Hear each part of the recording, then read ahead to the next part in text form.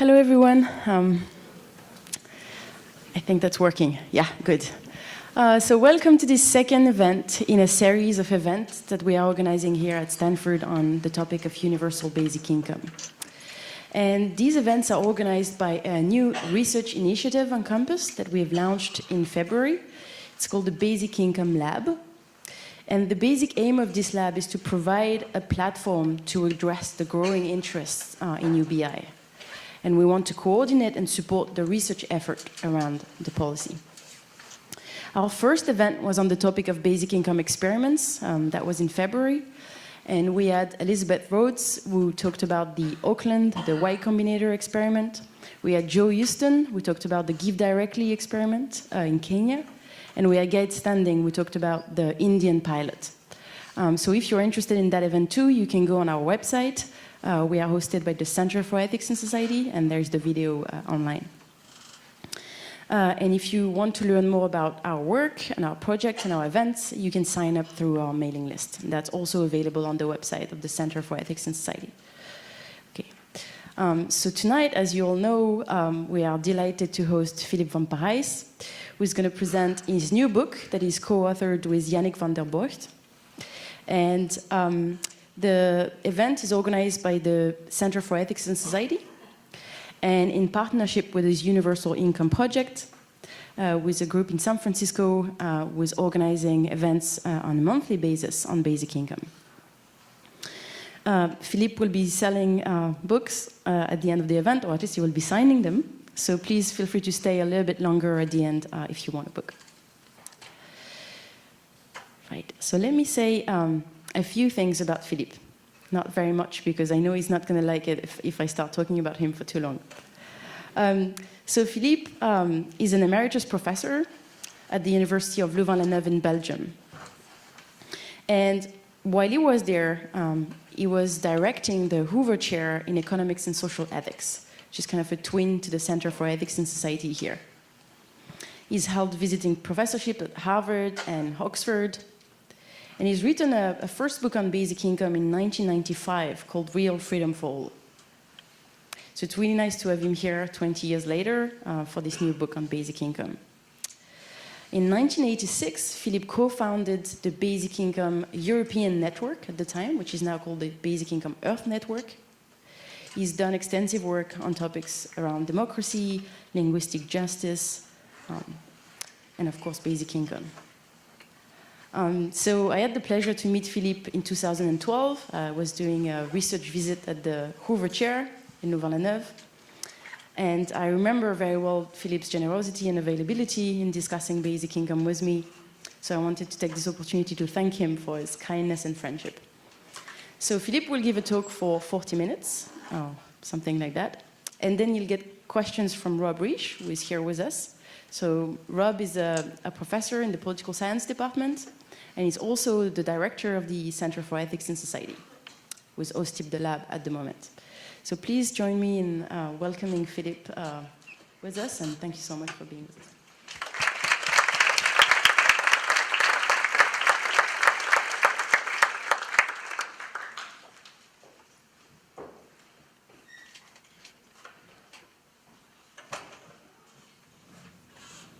Thank you very much, Juliana. Is it okay, the acoustics? Is it okay? Usually you have obligations towards people, sometimes towards communities of people, but I felt I had an obligation towards an idea that came to me in 1982. And without this moral obligation to the idea, I wouldn't have had the courage, even with the help of my colleague Yannick, to write this book. But I felt that this idea now attracted a lot of attention, a lot of discussion, and therefore also a lot of misunderstandings, a lot of confusions, a lot of misinformation. And for that reason, we thought we had to produce something that would be a good, reliable toolkit for the people advocating basic income around the world, but also for people criticizing it. So this idea came to me in 1982 in response to two problems that that were very important to me at the time and still now. One problem was, how can we address the problem of massive unemployment without relying on the solution which at the time was advocated by both the right and the left, which was continued growth fast enough to constantly keep pace with the growth of productivity. And the second question I asked myself at the time was, how could we provide a sort of exciting, mobilizing vision of the future for our societies, which wouldn't be either something like a gradual submission of more and more aspects of our lives to the market, as in the neoliberal utopia, or the increasing submission or the massive submission of all aspects of our life to the control of the state, as in the socialist utopia. And suddenly, one evening as I was washing up, suddenly, click, I thought, I've got it. Very simple, dead simple idea, an unconditional basic income. Unconditional in three distinct senses, which make it radically different from what we know as public assistance, social assistance in many countries. One, it's strictly individual, so you don't need to check with whom people live in order to determine whether they're entitled to it or how much they will receive. Two, it's universal, it's not means tested, no need to check how much people earn from other sources in order to determine whether they're entitled to it. And three, it's also not work tested, obligation free, no need to check whether the people, the recipients, are able to work, whether they are willing to work. You get it unconditionally. I thought this simple idea would do the trick, the double trick of providing a credible response to my two questions, to my two problems. But then, you know, when you think, I've had a brilliant idea, usually one of two things happen. First possibility, you think a bit more about it, you talk about it with your girlfriend, with your grandmother, with your colleagues, and you discover that there is a flaw. I've had the opportunity to think about it again and again and to listen to objections to it in all 5 continents, in I think 7 different languages. I discovered many difficulties, some unexpected, and I'll turn to one of them in a minute, but no real flaw, no fatal flaw. After all those years, I still believe in it. But then, if that doesn't happen, something else happens. You discover that you are far from being the first one to have come to that idea. And that happened bit by bit. I discovered people who sometimes long ago had come through different paths to that same idea, including after 20 years, I discovered that the very first to have proposed that idea at the level of a country was a bloke in my native city of Brussels in 1848, a bloke called Joseph Charlier had made the first proposal of this sort in a book called Solution du problème social, Solution of the Social Problem, exactly the same year as Marx had written also in Brussels his Communist Manifesto, which was promised to a far more glorious future at the time, but maybe today, even though the most populated country of the world is still supposed to be guided by the Communist Manifesto, perhaps the central ideas that were contained in this completely forgotten book of this Joseph Charlier has more future, I'll return to that, than what was contained in Marx's manifesto. So I discovered many people had that idea. Many of them were dead, but a few were still living at the time. And what I did in 1986, and Juliana has just been referring to it, is I gathered all the people who I discovered had the same idea or the similar idea. I gathered them in Louvain-la-Neuve, and we founded what became then the Basic Income European Network. We hesitated a bit about the name because in England at the time the most common expression to refer to it was social dividend. In the United States it was demogrant. In the Scandinavian countries it was citizen's wage. In French I had to invent a new expression because no one ever talked about it. I called it allocation universelle, in universal benefit, in analogy to universal suffrage. Finally, we settled for the expression that was used in the only country at the time in which there was a real public debate on the issue, which was the Netherlands, where it was called basisinkomen, and so we decided to call it basic income. Became the Basic Income European Network. The acronym was fantastic, bien, in French or in Spanish. It means good. Who could be against that? And when, as more and more people from outside Europe joined the congresses we had every 2 years, we gradually realized that it made sense to have something that would not just be limited to Europe, but that would be worldwide. And then it became, not very elegantly, the Basic Income Earth Network, but the acronym was too nice to be abandoned. And now we have this worldwide network that met the last time as a regular congress. Last time it was in Seoul. I just met a participant who was there at the time. The next one will be in Lisbon.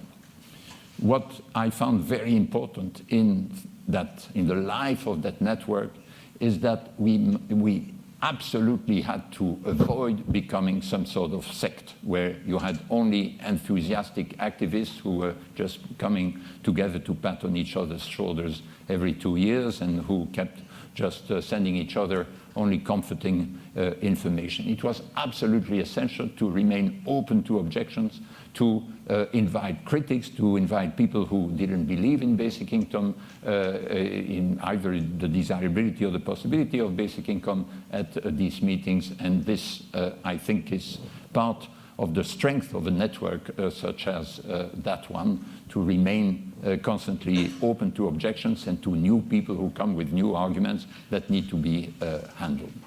So let me then, what I want to do today is shed light briefly on the two aspects of the subtitle of our book. Our book is called A Radical Proposal for a Free Society and a Sane Economy. I'll discuss the first aspect, the free society, in connection with this objection that came to me initially as a surprise.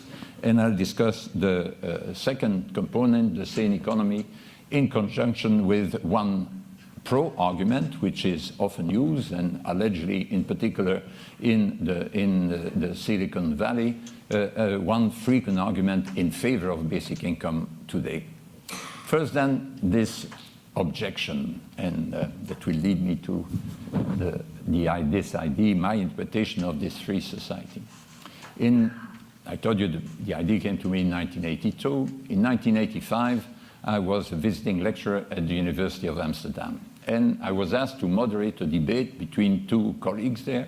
One was a Marxist economist, and the other one was a sociologist, but also member of the leadership of the Dutch Labour Party, then one of the two main parties in the Netherlands.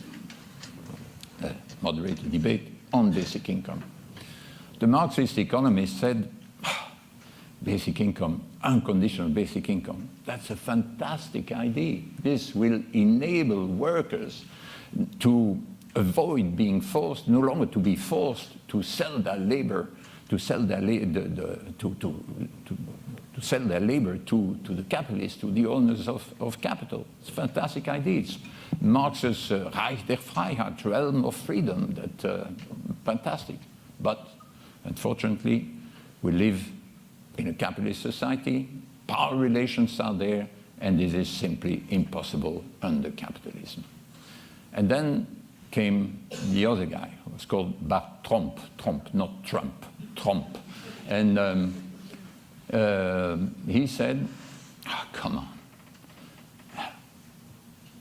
You said, you Marxist, you said that universal suffrage would be impossible under capitalism. We Social Democrats, we did it. You said that social security, social insurance would not be possible because the capitalist relationship wouldn't allow it. We Social Democrats, we did it. You said impossible to regulate the labor market because of the... We did it. Unconditional basic income. If we wanted, we could do it. But there's no way we'll do it, because the right to an income must be reserved to people who work or to people who are unable to work for whatever reasons.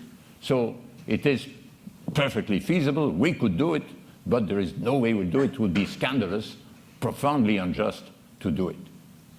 Ooh, this came as a surprise, because I thought it seemed such a sensible idea to me. So I thought there is a job for a philosopher there in order to try to show that this is compatible, at least compatible with justice. And I thought, but I didn't need to think that much, because I had read with great attention, not so long before, a rather famous book in political philosophy called A Theory of Justice by John Rawls. The philosophers in the room not only will have heard of it, but will have read at least a significant part of it. So I thought, well, if you look at the theory which Rawls is proposing, so it's a theory of justice published in 1971, really revolutionized the field of political philosophy, not just in Europe, not just in the United States, but gradually throughout the world. And he there proposes a theory of justice with, as part of its second component, one of his principles, something called the difference principle. What does this difference principle say? It says that inequalities can be just, but only if they contribute to improve the fate of the worse off, defined by the social and economic advantages attached to the worse social positions. And what are these social and economic advantages which must be provided at the highest possible level to the worst off? Rawls gives a list. He says income. Okay, income, but income could be given, guaranteed in many ways, not only through a basic income. But he also says it's not just income, it's also wealth. And wealth, well, an unconditional income is, of course, far more like something like wealth than is just a wage, than a wage is. And then he also says the powers and prerogatives related to these social positions. But yes, an unconditional basic income is also a matter of bargaining power, of giving workers power, not just an income, not just wealth. And then he also says, well, but the most important of these primary goods, social primary goods, governed by the principles of justice, the most important of all is the social basis of self-respect. So that's it, because social basis of self-respect, precisely if you give this income unconditionally to every citizen or every permanent resident, it's of course far more humiliating, far less demeaning than if you have a means-tested scheme where you provide a minimum income only to the destitute or to the deserving poor. So I thought, there we have it. It's all ready-made. I have it. But then came one of the biggest disappointments of my intellectual life. 1987, this was, this debate in Amsterdam was 1985. 1987, publication in Paris of the French edition of Rawls' Theory of Justice. There were a few foreign guys invited there, including Rawls himself, Dworkin, Sen, a German philosopher, and me, practically the only person at the time in the Francophone world who had read Rawls. And there was my luck, but in a way the source of my disappointment too, of the people who were accommodated in the hotel, which was called the Hôtel des Grands Hommes, just next to the Pantheon in Paris. The only two who got up early for breakfast were Rawls and me. So Rawls, gentleman, very kind person, so I asked, can I join you? Yes, of course. So, and twice in a row, 2 days in a row, we had this long conversation where I felt a bit like a graduate student with all these questions to ask to a professor, and had, I don't know, 72 questions or so that came out of reading Theory of Justice. I couldn't ask them all, but there was one I wanted to ask him where I waited for an answer with some trepidation. And I said, isn't it obvious, given what you say in your book and earlier articles about negative income tax, but above all, if you read the content of your difference principle, that you are in favor of an unconditional basic income? And then he said, come on, Philippe, the surfers who choose to spend their days surfing off Malibu, surely they should support themselves. They can't expect from society to pay for their living. Oh, that was a disappointment. So it didn't follow, after all, from his principles, but I thought I had made an honest, unbiased reading of his principles. And then, in the written version of the lecture he gave on that occasion, there is a little footnote about the Malibu surfers, and he changes his difference principle. He adds in the social and economic advantages, chosen leisure.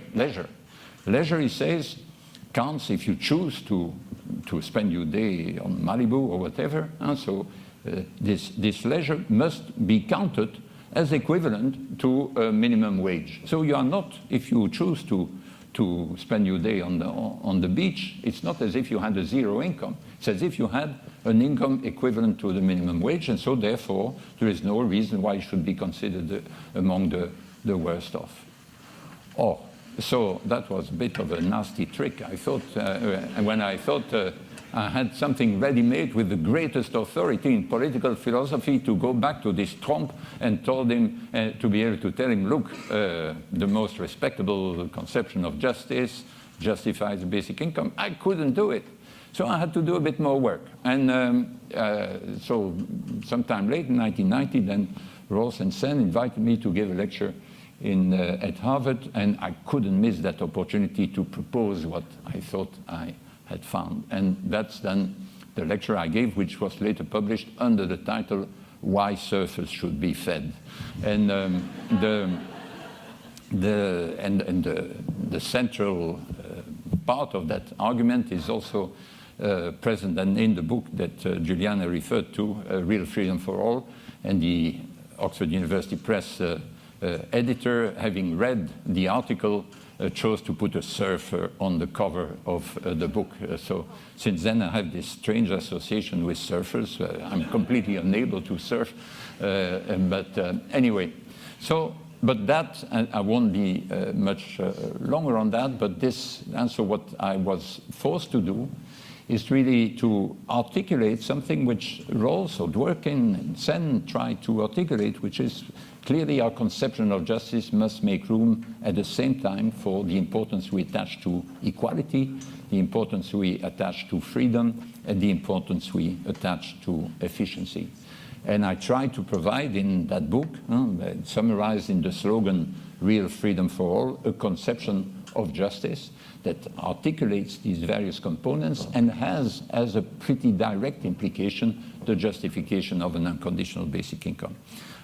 This is going to be discussed at the seminar we'll have tomorrow morning. I won't say much more about it, but it's also what is meant in the undertitle of this book. And so for a free society is a free society that satisfies this conception of justice. In fact, we initially thought of having as the title of the book The Instrument of Freedom, inspired by a quote from Rousseau with which we start on our preface, which says, the money one possesses is the instrument of freedom, the money one seeks to obtain, one strives to obtain, is the instrument of slavery. And this is really an intuition that's central in the whole of our book. It's also what inspires our discussion of what we call the cousins of basic income, a number of other proposals like Ned Phelps's wage subsidies, or other proposals, basic endowment, negative income tax, etc.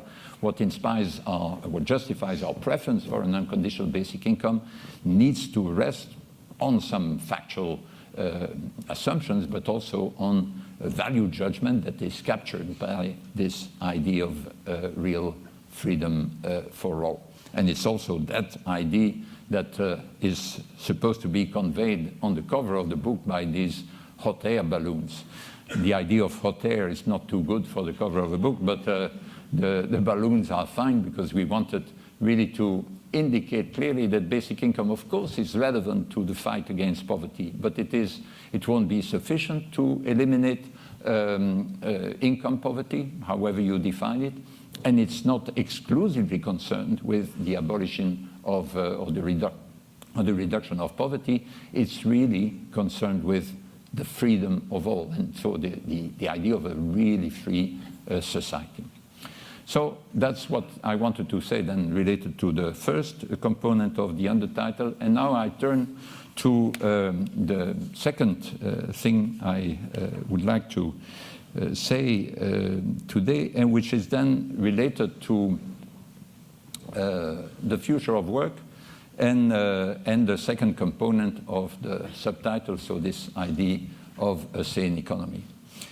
One of the most frequent arguments we hear in favor of basic income lately is one, it's commonly attributed or associated with Silicon Valley, but it's certainly not exclusively propagated in Silicon Valley. The argument simply goes as follows: we can expect a lot more of robotization. We can expect artificial intelligence to do quite a few jobs which are currently done by human beings.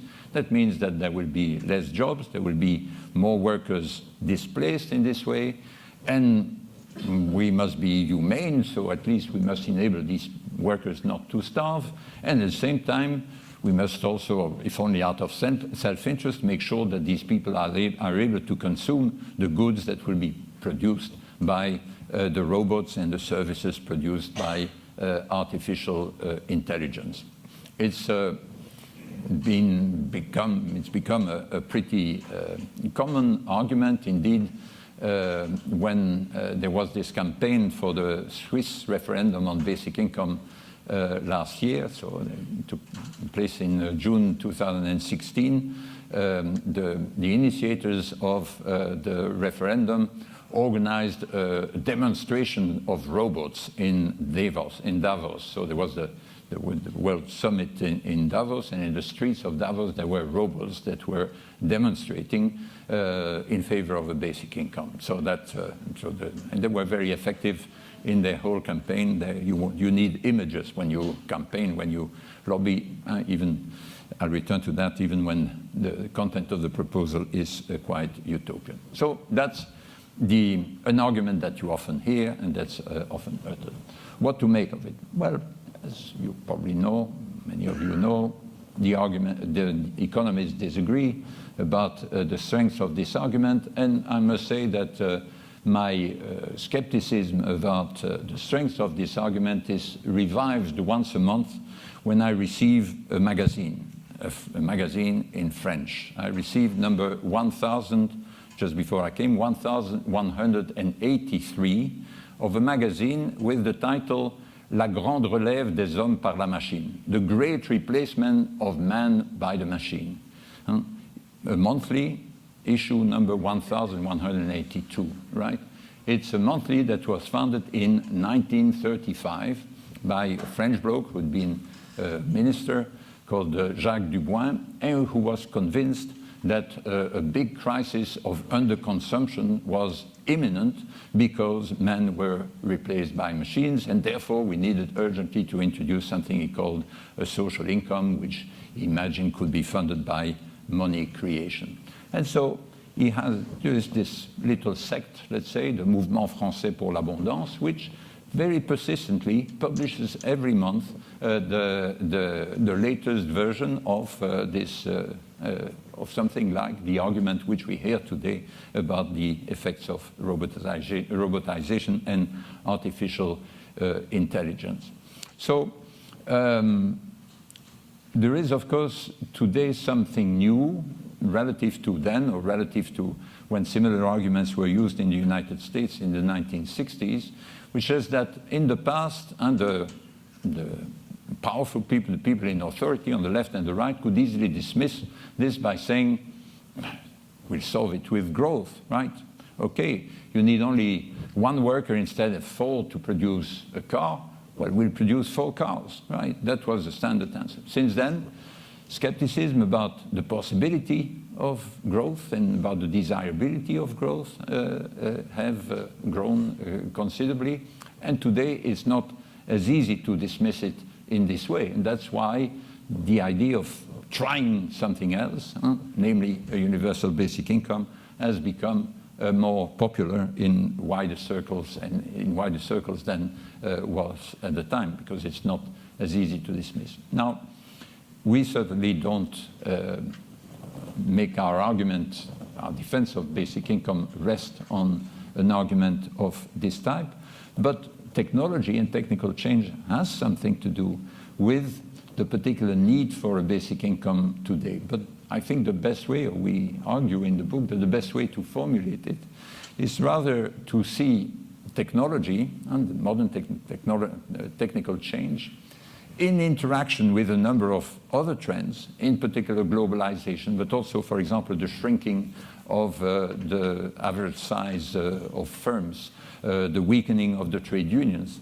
And so technical change, together with these other trends, tends to have as an effect an increasing polarization of the earning power in our society. So the people who have scarce and highly valuable skills that are of great value throughout the world can see their earning power simply rocket.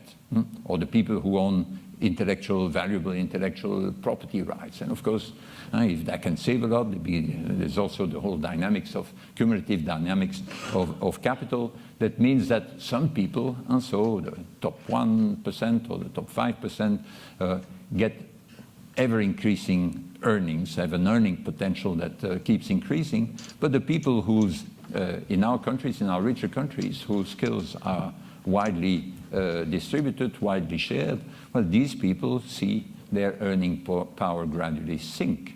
Now, if you have that, you could, of course, try to pull these people out of poverty or out of the risk of poverty through having means-tested assistance to them, because they wouldn't have been able to have enough through the standard social insurance system.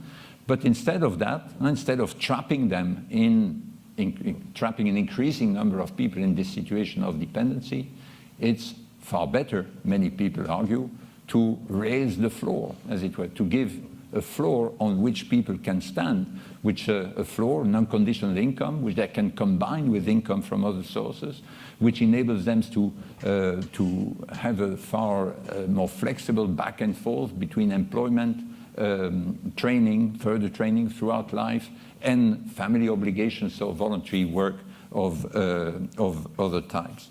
So that is, in my view, that is the way in which technology is relevant to the argument for basic income. So in this slide, what impact can we expect from universal basic income on the future of work? I think there are 3 important impacts, and all 3 are really important in the case that is being made and that must be made for an unconditional basic income. And all 3 have something to do also with one sense in which a basic income would contribute to a sane economy. That's what I promised, that this discussion of the future of work, or the connection between the future of work and basic income, would also shed light on what's meant by the sane economy. The first impact is on the redistribution of work between people. And one of the earliest advocates of an unconditional basic income in Europe in the contemporary discussion, so in the late 70s, was a professor of social medicine at the Free University of Amsterdam. And the way in which he came to this idea is the following. He said in a couple of articles he wrote on the topic in the late 70s, he said, well, it's incredible, but I have two categories of patients, to simplify. I have one set of patients that consists of people who are sick because they work too much. And then I have another category of people who come to me because they are sick due to the fact that they can't find a job.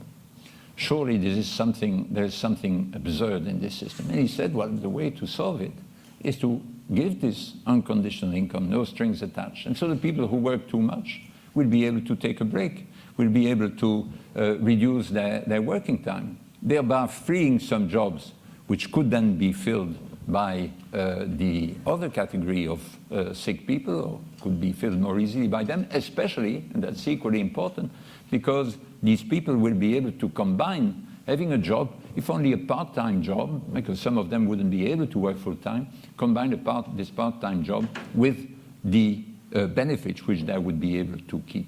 So that's a very important argument, and that's often used in the debate throughout certainly the wealthier part of the world, and that a basic income is in fact an intelligent form of work sharing, far more intelligent, less rigid than reducing the maximum length of the working week for all the waged workers, for example, which is still often proposed by many people in the European context, but which is, in my view, an idea for the 20th century and not for the 21st century. But the basic income is an intelligent, a smart way of redistributing work employment between people, and thereby to make for a more sane economy by not creating these two complementary sorts of sickness. The second impact on the future of work is no doubt that it reduces the centrality or the overall importance of work.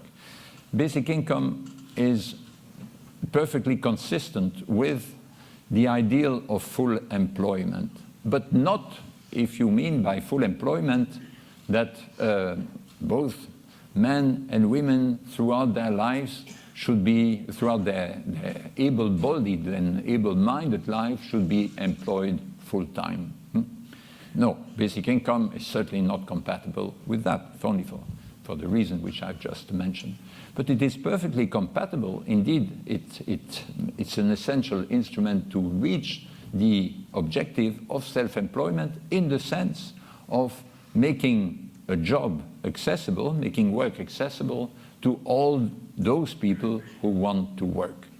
Basic income is meant to achieve that, but to achieve that without trying to constantly invent new ways, new things to produce, new things to consume in order to keep people employed for their whole lives, even doing whatever just in order to be employed. And so that's the second way in which the future of work will be affected, which is certainly moving away from conception of the best way to address unemployment by growing to such an extent that there will be a job for the whole life for everyone in society. And the third impact on the future of work, equally important and present from the beginning in the defense of basic income, is the impact on the quality of work. And I mentioned before this very early advocate of basic income. So this Joseph Charlier in 1848. And one of the things he immediately stressed, and that's recurring in the debate, is really this, the fact that the basic income would give more bargaining power to the people who do the most disgusting jobs. He says it's no longer the worker, once you'll have what he calls a territorial dividend, it's no longer the worker who will have to bow before capital. It is capital reduced to its true role of collaborating agent that will have to negotiate with labor on an equal footing. Consequently, repugnant jobs will have greater difficulty being filled. And I quote, undoubtedly by raising and improving the material condition of the masses, the implementation of a guaranteed minimum income will make them choosier in the choice of their occupations. But as this choice is usually determined by the price of manpower, the industries concerned will need to offer their workers a salary high enough to compensate for the inconveniences involved. So if these jobs have to be paid more, of course, a number of them will go and be replaced by machine, or indeed be improved. And even before Joseph Charlier, so the early utopian socialist Charles Fourier didn't propose a universal basic income. It was means-tested for him, but it was certainly obligation-free.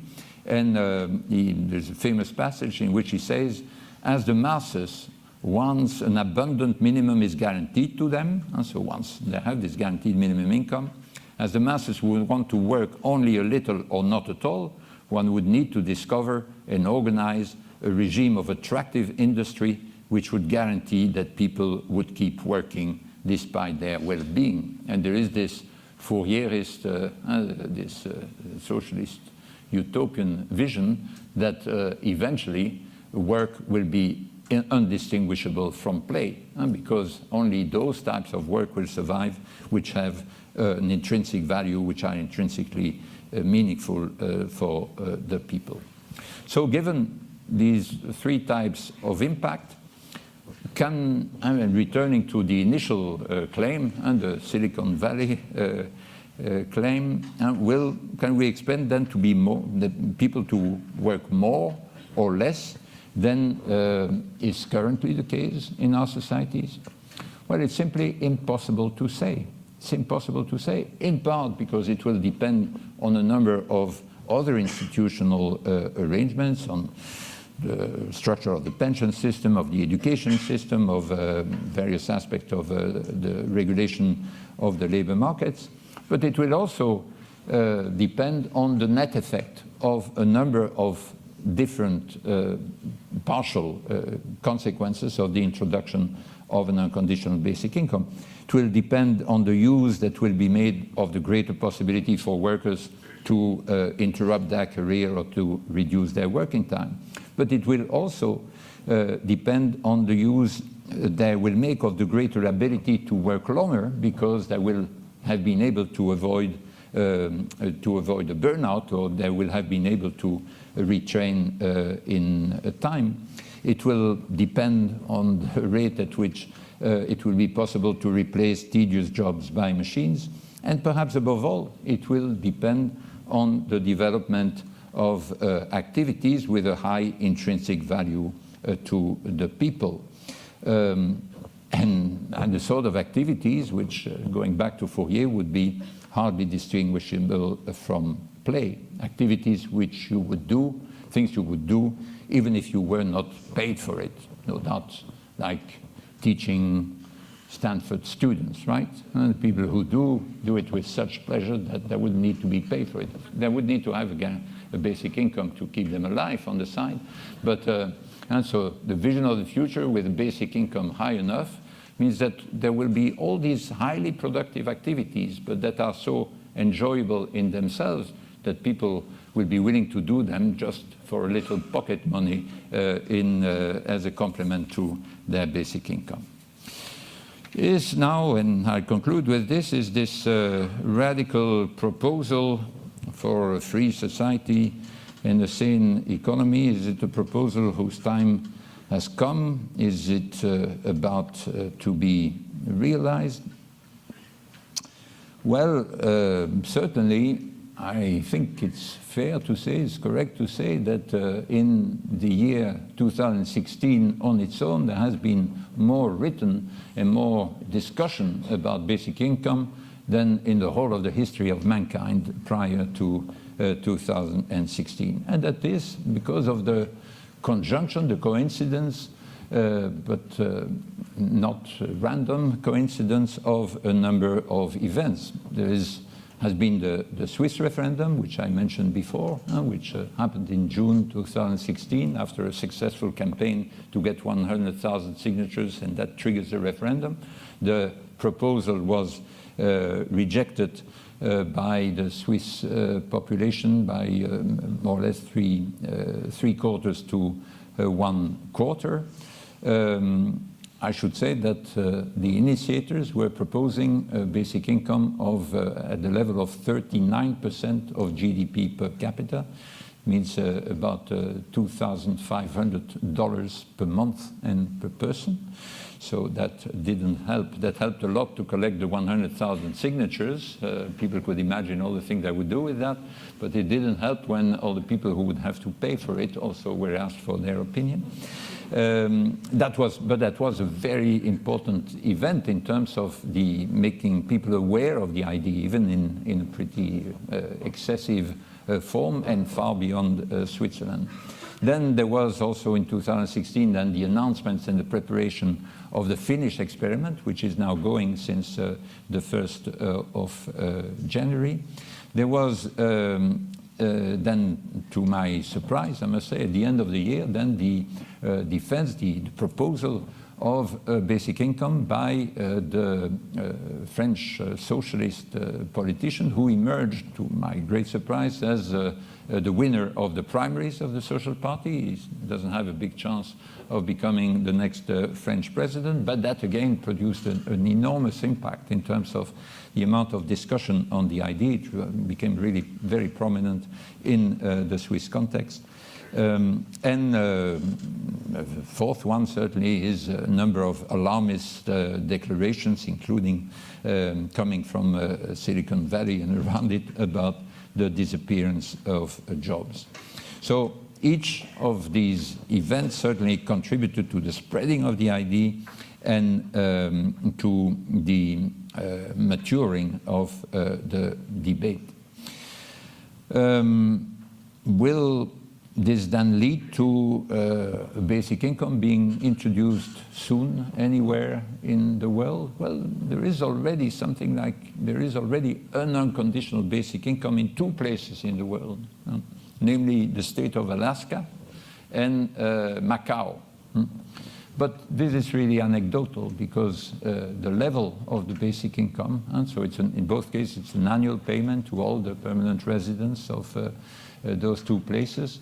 But the level is in case of Alaska, but also Macau, oscillates around 2 or 3% of GDP per capita. So it's very low. The French proposal was about 20% of GDP per capita, and I said the Swiss proposal was nearly 40%. So it's really a different order of magnitude. So will it happen anywhere in the world? Well, it's really impossible to predict, because what you need is a sort of lucky, fortunate, fruitful collaboration between 3 types of actors, and with the right sort of timing.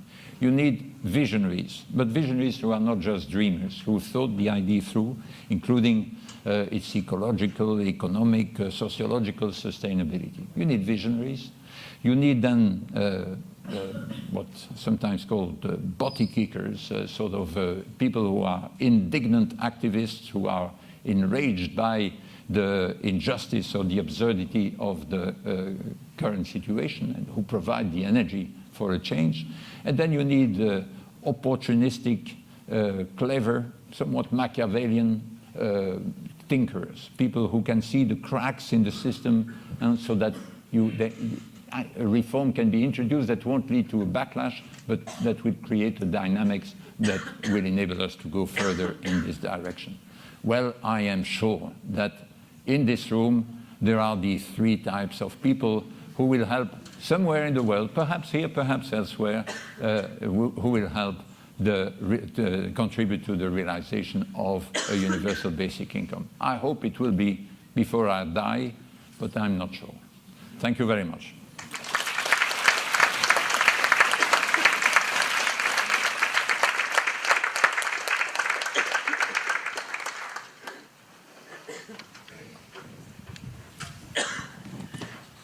All right.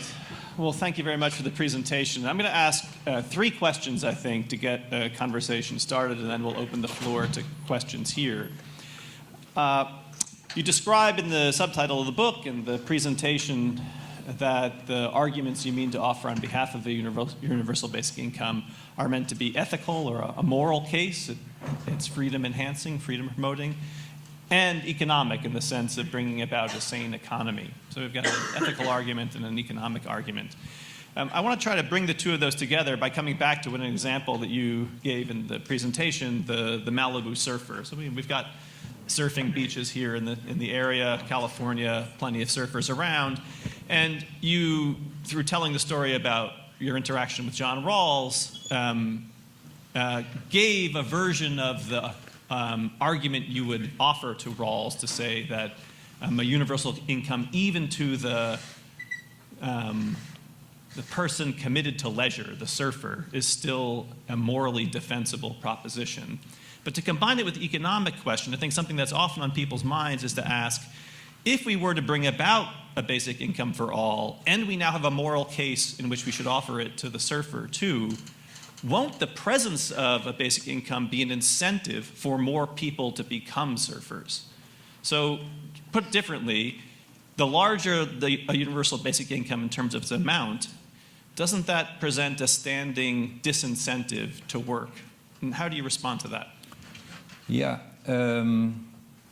Well, you know, these Malibu surfers, I think it was a good example for a philosophical discussion, but I've realized that in the public debate it's something that's better not to use. This is not the sort of people you need to defend or to look as if you are defending them. First on the first aspect of what I would say to Rawls, and so what I've been trying to do, and I hope we are doing it better in the ethical chapter of this book, or the relevant section, than was done in Real Freedom for All, or at least we do it in a simpler way. And so the moral argument, or one crucial aspect of the moral argument, really consists in saying that even in the case of the Malibu surfer, this very modest income we would give them, and not enough to be able to live in one of the Malibu mansions. That's why the example is misleading. So, this modest income is not something that is taken from the hard workers and then given to these people who may choose not to work, but it is, and we must be aware of the fact that our wages, our good wages, incorporate all these gifts that come from the past. And we quote in the book this Herbert Simon, who got in touch. Herbert Simon is a Nobel laureate in economics, who got in touch with BIA, with the Basic Income Network, saying, I think I had the same idea of you, I just want to check. And there he says, well, if the conclusion of his argument is, if I tell my fellow Americans that 10% of their earnings is due to their own effort, then I'm being generous to them. And all the rest, in fact, is the inheritance we have from technical innovation, from capital accumulation, etc. And what the modest basic income does is just distribute more fairly among all what we all receive now in a very unequal way, mostly through the wages we earn. But then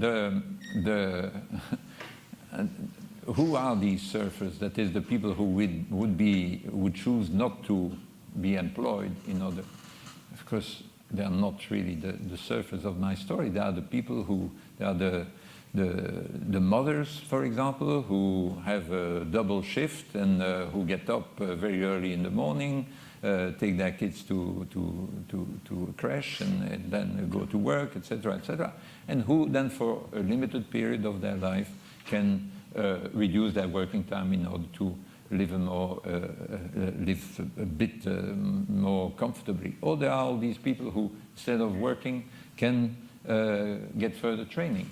And so you can speculate about all these things, but in one case, in one of the negative income tax experiments, the one conducted in Dauphin in Canada, in the province of Manitoba, they tried to find out what those people who reduced their working time did. And most of them were young people or parents, and most of them either spend more time with looking after their children, or they got further training, and with a beneficial impact also in economic terms in that sort of case. But none of them went surfing. So it's the idea that there is only employment and then idleness. Right. So leave the surfer aside. Maybe just a general question, which I think many people new to the idea often have. Won't a generous basic income be a disincentive for people to work? Whether it's work less or not work at all doesn't matter for the sake of And the answer is yes. It's part of the point. Part of the point, because that if there was not such a thing, I mean, this idea of a smart redistribution of working time wouldn't work. So that, but it needs to be controlled. So if you had this, well, I told in the Swiss debate, I took part on various occasions in the Swiss debate, and I didn't make myself popular among the most active people in the campaign, because I told him, look, it's 39% of GDP plus all the other expenses. I told him, if I was a Swiss citizen, of course I would vote yes to the referendum. But if I was a member of the government in charge of introducing the thing, if it was passed, I would resign immediately. And so, because you need, and so there are so many uncertainties that you will have to move in a cautious way. And so if there is a massive, if 50% of the population starts working part-time, of course the GDP will fall to such an extent that you will need to raise. So okay, well that's exactly where I wanted to go next with the second question, because at one point in the book you describe a basic income not as a social cost, but rather as a social investment. And that seems to suggest that you think it's at least possible, maybe even likely, that the introduction of a universal basic income will lead to efficient gains, growth in GDP. But that seems now a bit contrary to what you just said. Well, it's related to what I said about earlier about whether it will increase the work and the number of hours worked throughout life on average, or will it reduce? It's impossible to say, because it depends on so many other circumstances. But certainly, it's crucial to the proposal that one shouldn't focus exclusively on the supply of labor, on how much labor will be supplied, but pay a lot of attention to the impact on human capital. And this impact on human capital will take the form of people taking a break at the right time in order to look better after their kids, taking a break or reducing their working time. It will take the form then of this much easier back and forth between training, employment, and voluntary work. You have to look at the impact on burnout. So in a number of European countries now, there are more people in the working age population who are on disability benefit than on unemployment benefit. And most of these people, most of the increase in the number of people on disability benefit, it's for non-physical illness, so burnout, depression, etc. And the idea is also, but in a way that you can't put any figure on it, so you need to move forward by trying. But what is central certainly to the idea is that this more relaxed functioning of the labor market will also be good in terms of the preservation and the consolidation of human capital.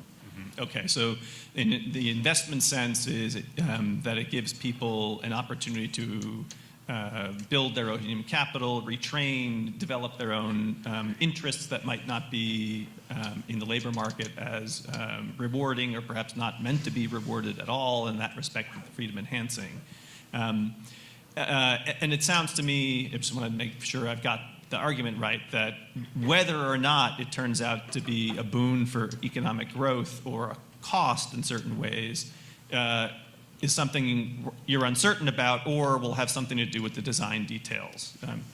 It has to be sustainable. Has to be sustainable. It doesn't need the growth of GDP is not required, and so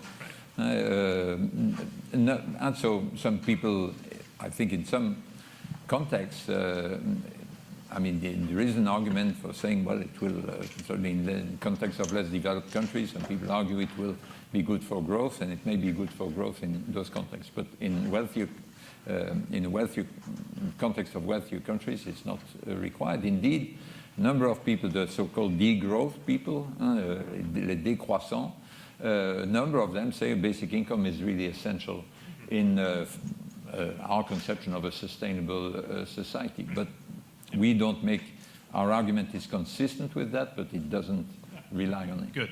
Okay, last question, and completely apart from this previous line of inquiry. You describe basic income as unconditional in a number of different ways. The unconditionality is very important to the proposal. There's one respect, however, in which the proposal you make is insistently conditional, which is that it's meant for the residents or citizens of a particular territory. It's not a universal or unconditional income for any human being wherever they happen to reside. So especially for people whose interests are in making sure that people are lifted out of complete immiseration, say global poverty, why condition a basic income on residency in a particular place? Yeah, well, I'm a globalist. I think that today we can only, if we talk about social justice, it must be global justice. And this way I'm perhaps a more fundamental way in which I differ from John Rawls and a number of other people who say, well, justice on the world level is something completely different in terms of the principles that should characterize it from justice within people, within a particular political community. So I'm a globalist, so social justice would require us to introduce basic income at the highest sustainable level and on the highest scale that is politically imaginable. So, but you don't jump to there, and so what we need to do is, and so we in a way, is to organize a more just society between thieves, that is, between people, as the title of well-known sections in the book, among people who are privileged and in fact whose privilege is not justified in those terms.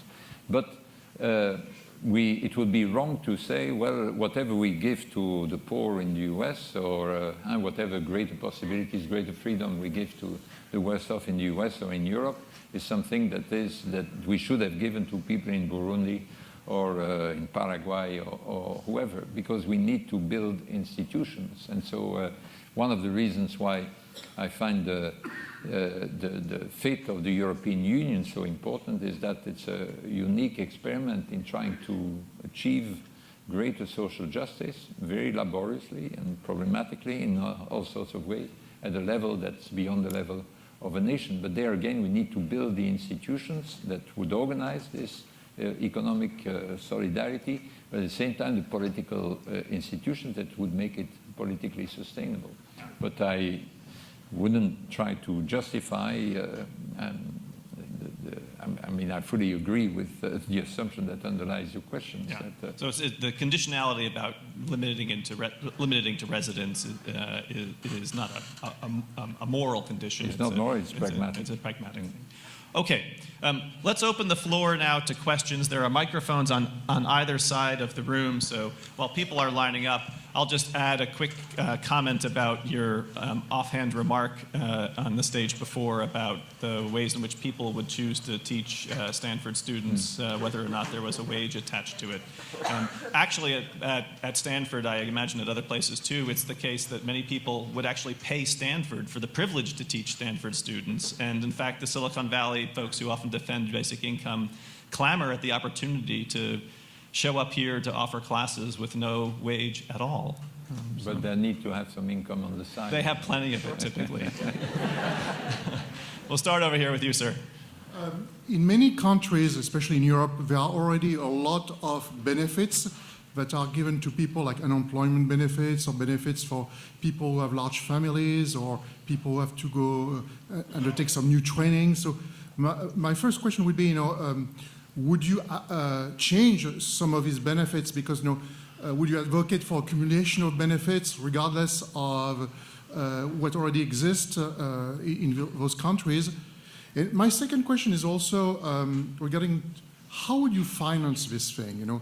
I'm sure it would be most likely through income taxes, but many of these countries in Europe, for instance, have been running deficits forever, and there is no end in sight. So would that be through further tax increases? In some of these countries, the tax level is very high. Okay. Yes. So what about the existing benefits? So there are different proposals, and there are the main difference between the various proposals that are currently being made is less about the level than about what is being replaced. In general, the right of center proposals say we have it can be a pretty high basic income. Say some people propose up to 1,000 euros per person and per month, but you get rid of the whole of the social assistance and social insurance system. My view, that is neither desirable nor politically feasible, and it's most of the proposals take a different form. It says we introduce a modest floor under all incomes, including some top-ups in the form of social insurance and social assistance benefits. So, but these top-ups, of course, if you take, for example, an employment benefit, someone who would receive now an unemployment benefit, say, of say $1,000 per month. Suppose you introduce a basic income at $600, modest basic income, $600 per month. Well, the unemployment benefit will be reduced to this additional 400, and those additional 400 will remain conditional in the same way as they are now. And this applies across the board, also for pensions, for social assistance benefits, invalidity benefits, and so on. And that means that a significant part of the gross cost of a basic income is then financed already through the reduction in all these benefits. Nevertheless, of course, that won't suffice. And another very significant part of the funding comes from sort of pretty obvious change in personal income taxation. In all the personal income taxation systems, you have an exoneration of the first tranche of income, usually a very low 20% or so rate on a higher tranche. All this would be scrapped. You would have a higher tax rate from the first dollar, from the first euro earned. And because these people would have a basic income that would compensate for it, sometimes overcompensate for it for the low earners. And then there would need to be an adjustment. So in Benoît Hamon's proposal in France, then you need to, and that Benoît Hamon is then the socialist candidate for president, whose chief economic advisor is no doubt Europe's most famous economist, namely Thomas Piketty. And in his proposal, then there is an adjustment of the personal income taxation on some higher incomes. And of course, at the same time, there is an attempt to try to tax the income from capital and wealth more than is currently the case. But it's important to see that it's totally misleading to think about the funding of a basic income by just multiplying the level of the basic income by the number of people who would receive it, and then say, oh God, this is more than the whole of the budget of the country. Most of it is self-financed in the two ways I just mentioned. And then depending on the level, on how modest or generous it is, there will need to be an adjustment either of the personal tax or some other taxation. And there are quite a few proposals also in Europe that propose funding it with VAT rather than personal income taxation, etc. Over here. My question was actually pretty similar to his, so I'll go with a follow-up. I generally agree with your proposal for sort of slowly phasing in. It seems like almost a negative income tax is what you're describing, but sort of a broad-based version. And it seems like to the extent that you replace other means-tested programs, you're also sort of offsetting the criticism of work disincentives, because means-tested programs also carry work disincentives, programs that exist today. So I'm curious how you think about that replacement approach in the context of the first question that was asked of you regarding work disincentives. Yeah, because one important argument in favor of basic income and in all countries is related to the poverty trap or the unemployment trap that is created either by an employment benefit or by means-tested social assistance. And so people are kept in that trap because as soon as they earn $1 through their work, they lose $1 in benefit. Now, a number of countries have tried to correct this to some extent by moving in the direction of a negative income tax and not by having a clawback that's less than 100%. But in many cases, then in the case of social assistance, and there can be a clawback of more than 100% because there are also a number of other benefits that are, or discounts that are related to the status of being on social assistance. So you pay less for public transport, you pay less for kindergarten of the kids and so on. And so in those countries where one has tried to correct them, then the system is so illegible for many of the beneficiaries that they prefer to stick to their benefits and then to take the risk then of earning something and then losing the benefits and then having difficulty in making in getting back what they are in principle entitled to. And so certainly one central argument, an important argument, is that although it would create some incentives to reduce working time for some people, it would also free some people from this trap. And so one way which we put it in the book at various junctures is really that a basic income is meant to make it at the same time easier to say no to a job, and to a shitty job where you don't learn anything and unpleasant colleagues, unpleasant boss. You can, if you say you quit it, you are still entitled to something, but you also make it easier to say yes to a job because you can keep the basic income once you have this part-time job that may not pay a lot but enables you to get back to work. So, and that is a point that you are right in stressing it. I should have made it also earlier that in fact there are positive incentives for this crucial category of people given the aim of the measure. Good. Please. You mentioned Rawls' difference principle and the need to protect and support those who suffer economic and social oppression. And so how does the UBI favor those communities and those individuals if they receive the very same stipend that rich and powerful folk who don't really need that stipend receive?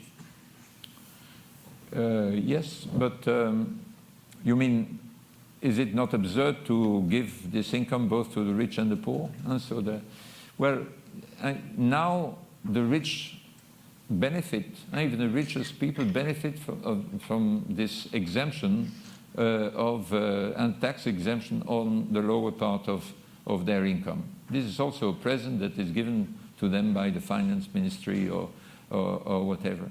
And so what is, and the rich, it's not that the rich will be made richer, and the reason why a basic income is given to the rich as well as to the poor, it's not because it's better for the rich. The rich will pay for their own basic income and for part of the basic income of some of the other people. But it's better for the poor because it gives to the poor, it's related to the earlier question, a floor on which they can really stand. They can, whatever happens to them, this is given to them without stigma attached to it, and they can combine it with any income they can earn. So it's better for them because it will reach them with more certainty than means-tested benefits, and it is combinable with the income they may earn. So it's really it's an argument that often people are blocked by this thing. They said, how absurd! I mean, giving this income, wasting this income to the rich by giving to people who don't need it. But it's really crucial to understand that it's better for the poor that it's also given to the rich, that is given in a universal way rather than in a targeted way. It's not as if you had a given amount of money which you can distribute the way you want it. It's just the whole system you have to consider. Yes? I'm curious about sort of a less tangible dimension to all this, which is like how much you earn and you being able to support yourself, however that is, might not necessarily be the only way towards dignity. I know for me, like, I wouldn't be happy if I just had money and could live without fear of, putting a roof over my head, food on the table, etc. So I'm wondering, like, not just how would universal basic income address problems that people have where they can't find work and work is central to their sense of self-worth. Because I think there's more to self-worth than just the ability to survive, right, if that makes any sense. Sorry, I didn't understand everything. So if you have a basic income and some people would like to work and can't find work, right? So for example, right, if artificial intelligence replaces lawyers, there's a lot of people who might be interested in being lawyers regardless, but they'd be put out of a job, and therefore their passion, the thing that they wanted to do, this is a totally contrived example, would be unavailable to them. And even though they would live on whatever pension, whatever universal basic income they were given, they might not be satisfied with life, right? So how do people think about the idea, the sort of the additional dimension of like satisfaction from the thing you do, in addition to just the satisfaction of being able to live? Yeah, comfortably. Well, basic income cannot give No. everyone the guarantee of having access to a job which they are going to enjoy, which an employer is willing to give them, and which corresponds to their calling. But the higher the basic income is, the more possibilities it gives to people to create their own employment or to accept a job which corresponds to what they want doing, but for a lower pay than because they can combine it with that income. And so it's just that it provides, of course, in particular to the people who have least skills and therefore less options than others, the greatest possibility, the greatest real freedom to say yes or to say no to jobs.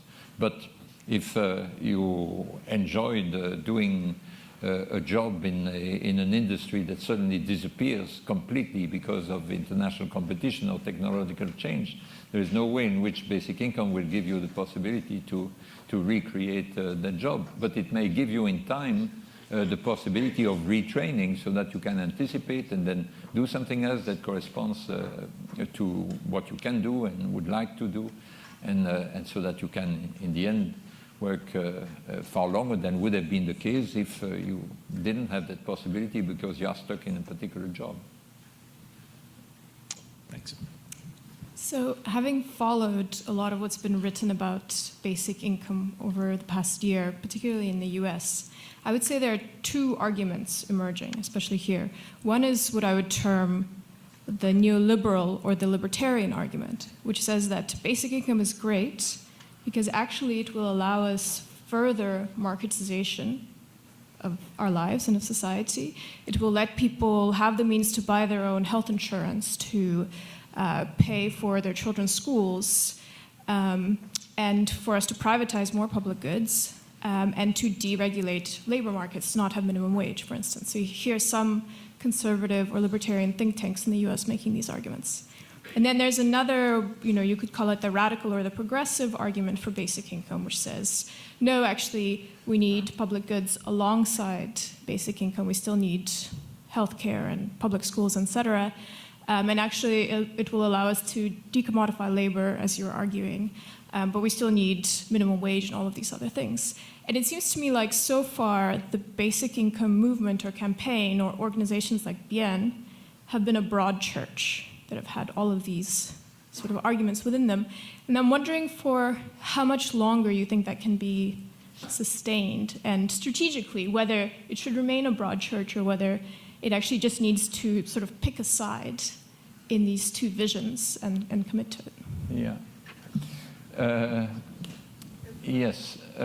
Well, first, there are really, certainly worldwide, there are very, very few people who advocate replacing the public services in health insurance and education by basic income, even in the form of vouchers. And so in most of the proposals, including the Finnish experiment, the Swiss referendum, the French proposals, etc., all these things are really keeping the healthcare system and the education system intact. Nevertheless, there is a big variation among the others. So in the European context, for example, you have among the most flamboyant advocates of basic income, you have Götz Werner, who is the boss, who was until recently the boss of, and he's the founder of a big drugstore chain in Germany, 26,000 employees, and he's in favor of a high basic income funded by VAT. And you have Yanis Varoufakis, who was the Greek finance minister for a brief period. Not a very good choice as a finance minister, but a very good choice for because as a result of that, he's able to do a number of things in Europe today, which I think are valuable. And he's also a very flamboyant advocate of basic income. Can you keep these people together? You won't be able to keep them together in the same political party. Should the basic income Earth Network be a place where these people can discuss with each other? Why not? I've always been in favor of keeping a broad church approach or an ecumenical approach so that it wouldn't be restricted to a particular version of it, a particular way of funding, a particular justification. But it's clear to me and to most of the people in the basic income network that it cannot be a full substitute for all the existing benefits, but it may well need to be only a very modest basic income initially, if only because no experiment will ever, and no experiment of the sort that are being tried in, for example, in Finland today or in Auckland soon, none of them will be able to give you anything like enough of a confidence that a particular scheme is sustainable.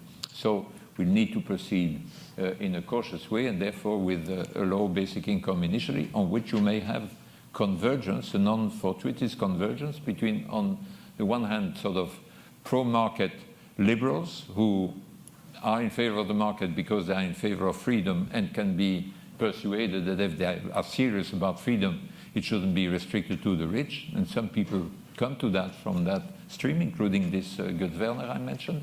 And then people on the left who don't define the left by a support of equality against freedom, but rather say, no, freedom shouldn't be left to the right, but we are in favor of a fair distribution, a more equal distribution of freedom in the sense of real freedom.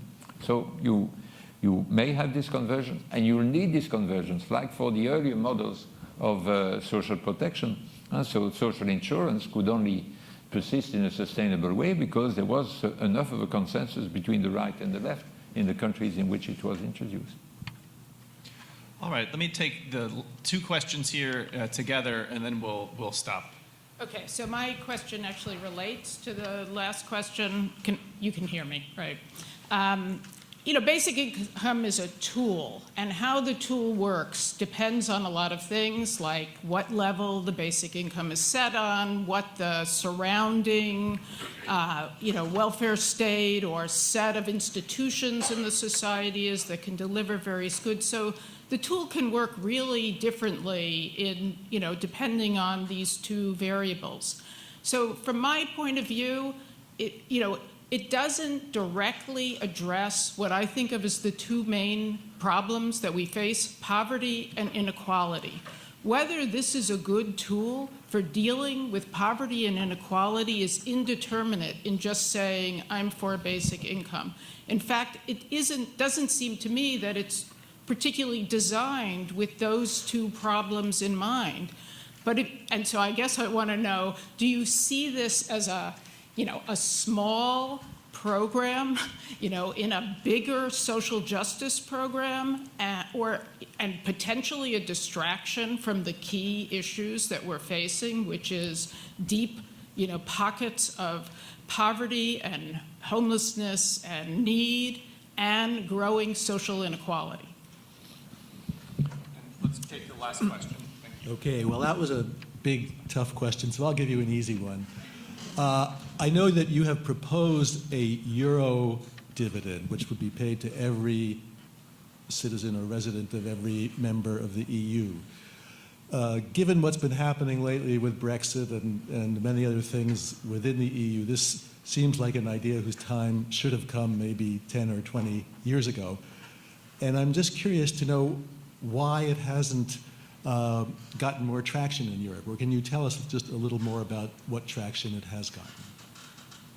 Before you answer, I noticed there's a third person there who showed up before there were only two. So hold on just one moment, and we'll see if we can get you into the conversation. Let's take two. Okay.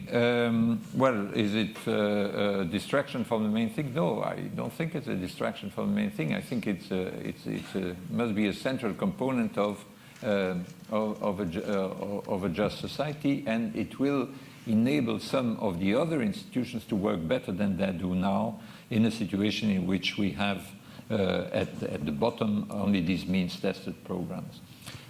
In what way is it relevant to the problem of poverty? I don't think basic income can be sold as a way of eradicating income poverty.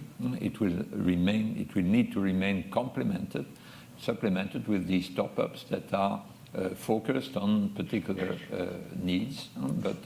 But it is relevant to the fight against poverty for two reasons. One is that the rate of take-up of the means-tested benefits in many countries is very poor. Many of the people among the poorest categories don't get it. In France, we were talking about it at lunchtime, and so it's depending on the estimates, it's about 50, in the order of 50%. Half the people entitled to it don't get it.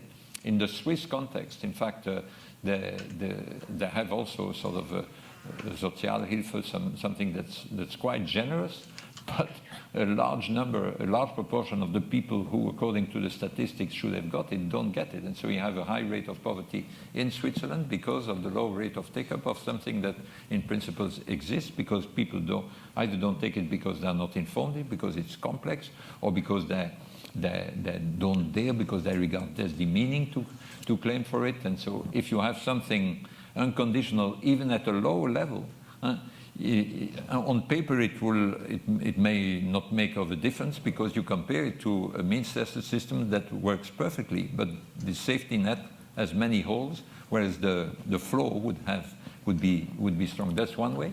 And secondly, the second aspect is the poverty trap aspect, which is that you help people get out of the situation of dependency. Even if you have a top-up, you can, in the sort of proposals that are discussed in Europe, a realistic level of individual basic income can be at the level of half of what a couple receives, each member of a couple. But if you live alone, because of economies of scale, which you can't have if you live alone, well, you'll need a top-up. But if in that sort of situation, and so the poverty trap, the dependency trap is eliminated if for a couple, because you get the floor at that same level, so there is no top-up. So whatever income you earn can just be added to your basic income. In the case of a person living alone, or in the case of a person with an invalidity benefit, there remains some sort of trap, because if you work, you lose this additional amount. But it's less deep than is currently the case. So the second important relevance of a basic income for the fight against poverty is in a dynamic way, not in a static way, that it enables more people to get out of it. And so it helps the social assistance system to perform its job better and the social workers to do their job more easily or with less difficulty than is currently the case. Then in terms of the impact on inequality, obviously it depends then largely on the amount and on the way in which it is funded. And so my own criterion for this, and you may have all sorts of levels that are best in the short term and some pretty low, but without suppressing a number of other things. I'm in favor of the highest sustainable basic income. That means you can reduce massively inequalities, not necessarily for the sake of reducing the inequalities as such, but simply because these inequalities have no justification in terms of getting in a sustainable way to a higher level of real freedom for those with least real freedom. But there may be, in addition, some independent arguments in favor of reducing inequality, which I'm perfectly willing to integrate, both in terms of the impact of the economic sphere on the political sphere, and in terms of something like an equality of statures or something so it's certainly not something that's marginal, something that's central, and that but that is not exclusive. There are lots of other things that are very important, but the sheer existence of a basic income will make a big difference for a number of these other institutions, whether labor market regulation, social assistance, social insurance, so on. Euro dividend, yes. Why not 20 years ago or so when, well, you know, for radical reform, you need a push, you need a crisis, you need people who realize that there is something fundamentally wrong in the way things work now. And so I mean, there are various ways in which then people have come to Euro dividend type ideas. So the idea of Euro dividend, to put it very simply, is the idea of a modest basic income, the order of 200 euros, $200 throughout the either the European Union as a whole or the Eurozone. And so the subset of European countries that has the single currency, the euro, the order of 200 euros, and funded by VAT, which is the most Europeanized of all forms of taxation. I view short term the only realistic way of funding something like that. So what's the argument for it? One is that we urgently need economic stabilizers for the euro. So in the US, well, you have this dollar zone that has proved pretty stable for a number of decennia, but you have quite a bit of migration across states compared to what we have in Europe. And two, you have a federal welfare state that functions at the federal level. And so there are all these automatic macroeconomic stabilizers which are completely absent in Europe. A euro dividend would be one way of providing such a stabilizer. But we also need in Europe a demographic stabilizer in order to reduce the pressure on the Western cities, grosso modo, from people who have to leave, who live under such poor conditions in Bulgaria or Romania that they keep living. We need, if we want to preserve Schengen, so the free mobility of people, if we want to preserve its political sustainability, we need something like a demographic stabilizer, and Euro dividend would provide that. Euro dividend would also provide a sort of floor that would reduce the tax and social competition between the various welfare states. It's not a substitute for the national welfare states. We'll never have a EU-wide welfare state like the American the federal welfare state in the United States, but it will help the various national welfare states to preserve their generosity and their diversity against tax and social competition if they can operate on the floor. And my last argument in favor of it is the Bismarckian argument. I say just like Bismarck unified Germany out of all these little bits and pieces that spoke more or less German at the end of the 19th century. Well, the way in which he created allegiance to the German state is by doing something totally utopian, totally unprecedented in the history of mankind, namely a state organized, and partly with social partners, but state-organized pension system. And so suddenly you had a significant part of the German population owing to the German state these pensions. So the euro dividend would make tangible to large part, I mean, the whole, in principle, the whole of the European population, something that European Union is supposed to do for them, that is contribute in a tangible way to their prosperity. But all this can only happen like social insurance if there is enough pressure and enough organization. Bismarck didn't introduce that out of the kindness of his heart. He did that because he was afraid that the social democratic movement would would put an end to his regime, and he saw at the same time that it would be clever in order to unify Germany. So you need the right sort of pressure, the right sort of crisis, and the right sort of politicians who will do the thing even sometimes courageously and then in a way that is totally unprecedented. All right, well, we're past time, so let me invite you to come down. You can ask Philippe your question. But in the meantime, would everyone still present join me in thanking Philippe for coming to talk about basic income?